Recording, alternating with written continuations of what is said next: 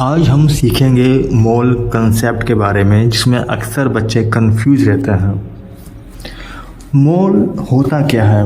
मोल बस केवल एक काउंटिंग पैरामीटर है, मतलब कि सूक्ष्म कणों की गिनती करने के लिए ये एक पैरामीटर है मोल। अब बुक में बहुत सारे फॉर्मूले लिखे हुए हैं कि मोल को ऐसे निकालते हैं, मोल को वैसे निकालते हैं। अगर फॉर्मूले याद किए तो आप पक्का कभी ना कभी भूल जाओगे या फिर कंफ्यूज हो जाओगे। बस केवल ये तीन चीज़ याद रख लो कि एक मोल में 6.022 इंटू 10⁻23 पार्टिकल्स होते हैं। ये जो संख्या है इसे हम अवोगाड्रो नंबर भी कहते हैं। और एक मोल इक्वल होता है ग्राम एटॉमिक मास या फिर ग्राम मॉलिक्यूलर मास।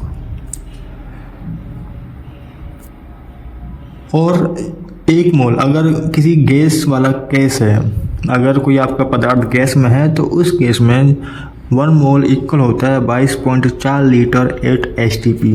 एसटीपी का मतलब होता है स्टैंडर्ड टेम्परेचर प्रेशर, मतलब कि जब तापमान 273 केल्विन हो और प्रेशर 1 बार हो, तब एक मोल में 22.4 लीटर होता है। फॉर एग्जाम्पल 25 ग्राम CO2 में कितने मोल होंगे? सबसे पहले जिसका निकालना है उसका ग्राम मॉलिक्यूलर मास निकाल लो। ज्यादा दिमाग मत लगाना, गलत कर दोगे। CO2 का पूछ रहा है तो सबसे पहले CO2 का ग्राम मॉलिक्यूलर मास निकाल लो। अब हम पढ़ चुके हैं 1 मोल ग्राम मॉलिक्यूलर मास 1 मोल के बराबर होता है। यहाँ पर CO2 का ग्राम मॉलिक्यूलर मास हो गया कार्बन का 12 और 2 ऑक्सीजन के लिए 32, तो टोटल हो गया 44 ग्राम। अब यहाँ पर सिंपल मैथ आता है।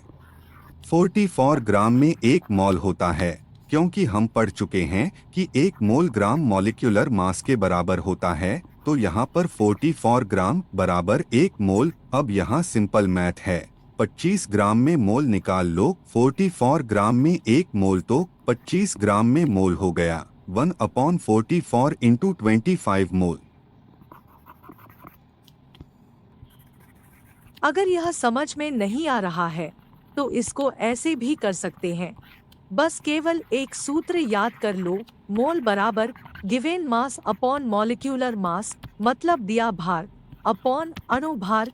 25 ग्राम CO2 में मोल निकालना था तो मोल बराबर हो गया दिया भार 25 अपॉन अणुभार हो गया 44। मोल बराबर 25/44।